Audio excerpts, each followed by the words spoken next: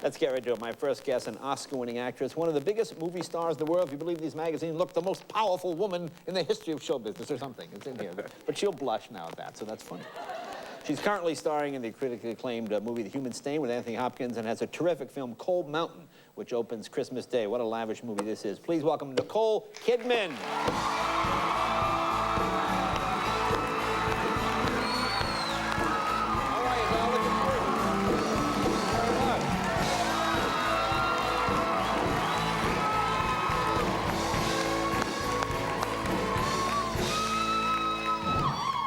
How are you? Good, thank you. You know, we may have to get the nuns out here to measure that skirt. It might be a little... I'm pulling it down. It might be long. Don't do anything on my account. Well, it's good to see. You know, I haven't seen you in almost a year. It's January. A year? That's right. It does. Well, I finished a movie last night in New York. There's a snowstorm, I think, in New York. Yeah, a big storm. Yeah. But I got out and I flew straight to you. Well, I appreciate that. And you flew straight to me. See, I love that. That sounds great. Because I didn't even really get a chance to congratulate you on winning the Oscar. That was very exciting. That was wonderful. You said I would win it. I said you would win. I said you would win. And you made... I said I wouldn't, and you said I would. No, I knew you were going to win. I knew you were going to win. And you gave a wonderful speech where you talked about making your mom proud, which kind of made me smile. Tell me about that. Tell me about that. I suppose, you know, my whole thrust in life is to please my mother, so Welcome to the I'm club. like still trying to desperately get that pat on the back. But it was sort of like, when I was 19, I bought my first apartment, paid cash for it. It was a tiny little studio thing, but that was given the thumbs up by her, and then I won an Academy Award, and that got the thumbs up. Well, that's good, yeah, that's good. Well, that's why you're in the business. I mean, it is... Yeah. It is she's the one who's got it. She's got it on her, above her fireplace. Oh, is that right? Yes. Oh, that's cool. That's great. So the neighbors can come and touch it. They touch it. Yeah. And what did they see for you when you were like 13? What did they... Did you want to be an actress then? And they were like, oh, my God. Yes, they thought it was going to be a disaster. Oh, really? Okay. Oh, yeah. Well, in Australia, if you say, I want to be an actor, there isn't really the film industry or the theatre industry to support that. I mean, so many actors are unemployed. So it means you'll be living at home and constantly coming and asking for money. So I think that's what they projected. And they're both academics, so they were like, no, you've got to go and become a doctor or a lawyer. Or... Did you ever consider that even for a minute? Oh, yeah. I mean, I'm still considering it. Really? Oh. I have a lot of respect for doctors. I'm always sort of, if I took on another profession, I'd probably do that. Yeah. And you were good enough? You think you were smart enough to be a doctor? No, not at all. But I'm interested, and I ask a lot of questions. Oh, well, that's all you have to do. If I ever have anything wrong with me, then I suddenly become the expert on it. Yeah? Yeah. Did you read the books and Ask me a few questions. About yourself? I've had a bad knee, so I know a lot about knees. So you know about knees, okay. No, see, I really can't ask about the parts I'm interested in, so we'll move on. We'll move on. We'll move on. Now, can I ask you about some silly rumors that I've heard? Oh, no. Well, you see, I have What is it? Well, this is my job. I have to ask these things. I read, and like a million people said they would find out if she's engaged. That was the question I got today. Right. You're supposed to be engaged to Lenny Kravitz. Is there any truth to that?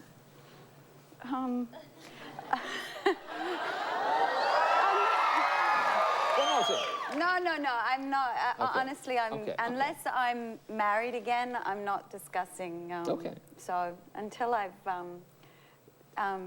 gotten married to somebody, I'm not going to say anything. So. Well, you know, I don't mean to be all ridiculously coy, but it's more to do with, you know, I have 2 kids, and I have to I just like to protect that part of my life now, because I kind of was in a very public thing for so many years. Right, I couldn't go through that again, put it that way. So. Well, I had Gwyneth Paltrow was here last night. And yes, she was pregnant. Yeah, well, she was really uncomfortable with, like, people, strangers would come up and go, oh, I heard you're pregnant, and you're this far along. And it was kind of, she said she was sort of freaked out. I mean, does it freak you out when people you never met know about intimate personal details?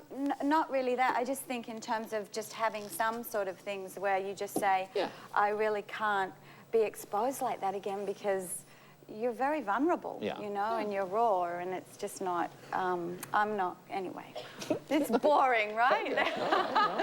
No, it's good. Ask another question. Okay, right. Come up with something else. All right, well, look, we'll take a break. More with Nicole right after.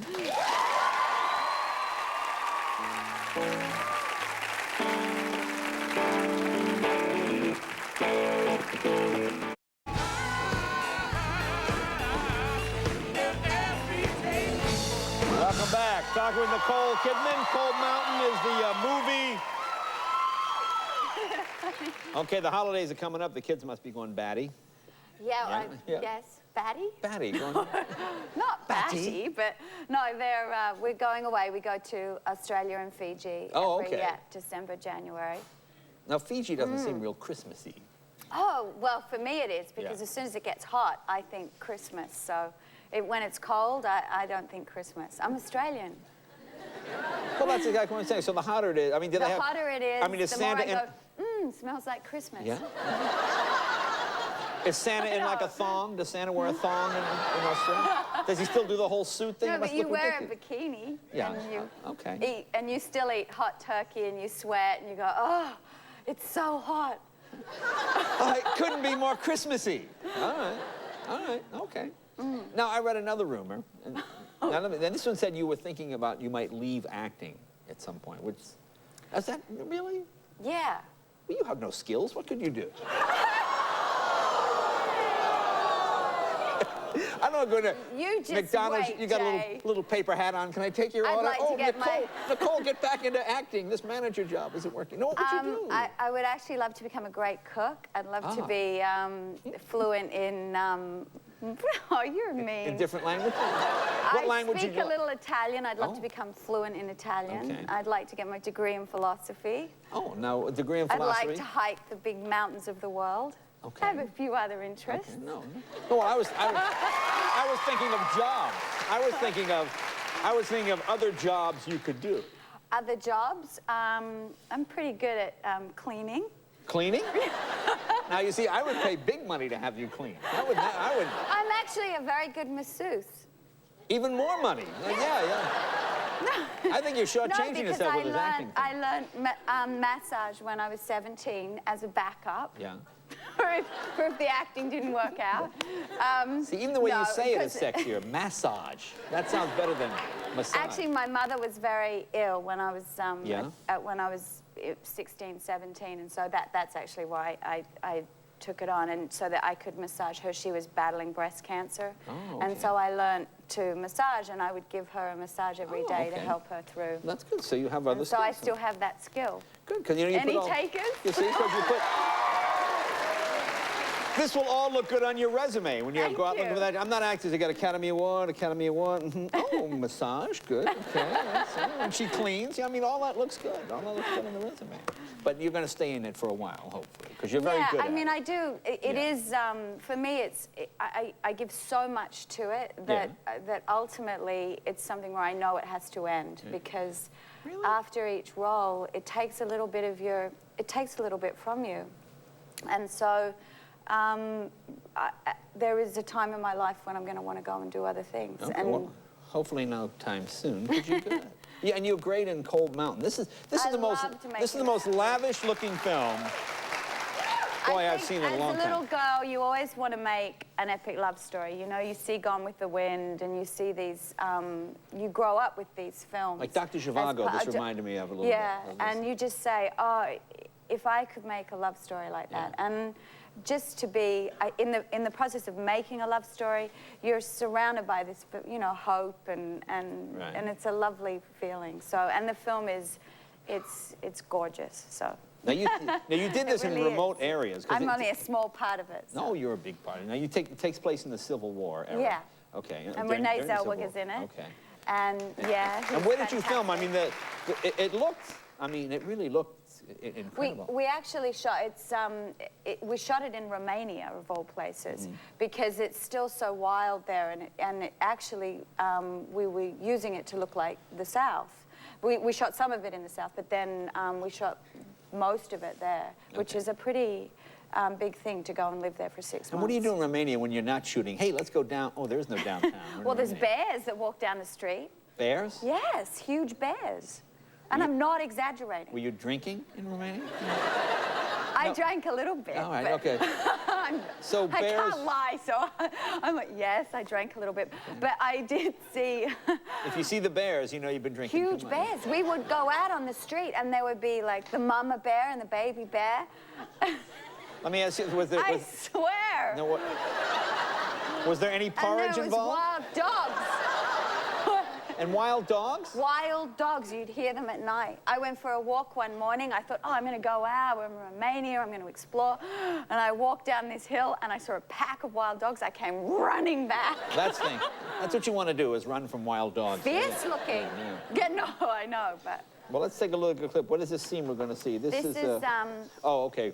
I know what This is where we have our first kiss, and I'm very nervous to meet Jude Law's in the movie, and he plays a character called Inman, and my name's Ada. And he's going off to war. And I'm, you know, we actually have never kissed. We've only just sort of met a few times, but we're in love. Let's take a look. I found you this book to take with you.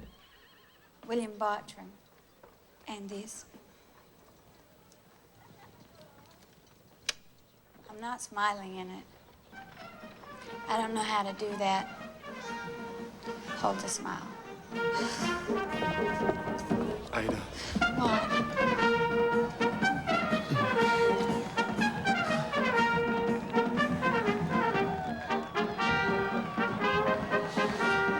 Whoa! He'll be back in a month. Kiss her for me. Come on, let's go!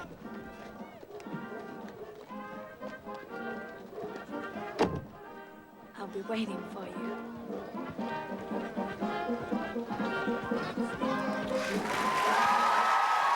Wow, terrific job. Terrific job. All right. Nicole, thank you very much. I'll be getting a massage during the break. I'll be right back with Orlando Bloom.